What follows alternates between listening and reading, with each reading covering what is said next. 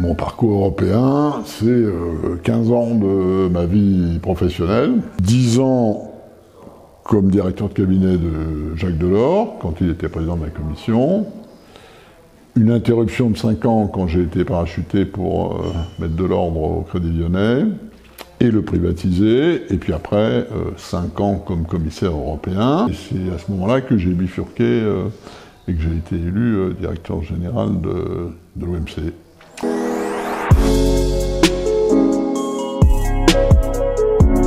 Ça fait 50 ans que je suis au Parti Socialiste, mais j'ai très longtemps été dans la minorité plutôt gestionnaire. Moi, je suis social-démocrate, comme les sociodémocrates australiens, ou néo-zélandais, ou anglais, ou belges, ou néerlandais, ou allemands, alors que le Parti Socialiste français a toujours été très à gauche par rapport à la moyenne mondiale des sociodémocrates.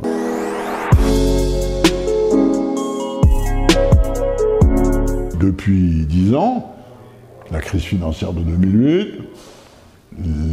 la crise des immigrés, ce ne sont pas des crises européennes. Ce sont des crises extra-européennes.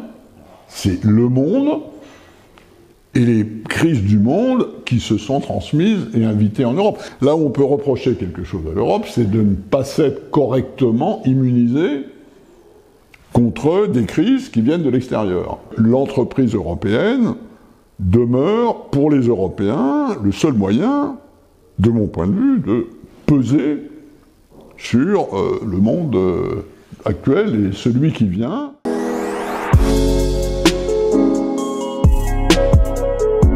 La raison principale de la lenteur de l'intégration européenne, c'est la résistance, assez compréhensible d'ailleurs, des systèmes nationaux.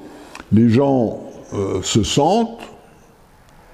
ils se sentent d'une région, ils se sentent d'un pays.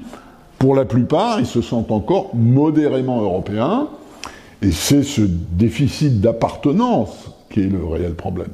Mais ce qu'on sait maintenant, c'est que le rêve des pères fondateurs, qui était que l'union économique fabriquerait de l'union politique automatiquement, ce rêve est en partie infondé.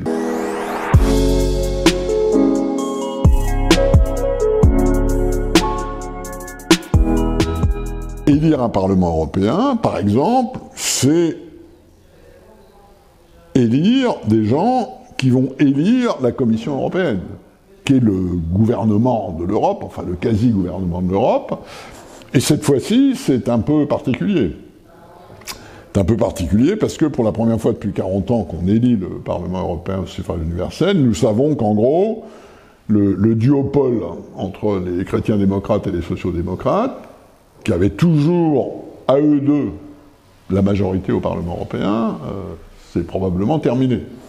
Donc ça veut dire qu'on entre dans une nouvelle ère de la configuration politique européenne pour élire le prochain président ou la prochaine présidente de la Commission européenne et la Commission européenne. Et ça, c'est un changement assez important qui va avoir des conséquences sur la politique européenne des 5 prochaines années. Et rien que ça déjà, c'est un enjeu majeur.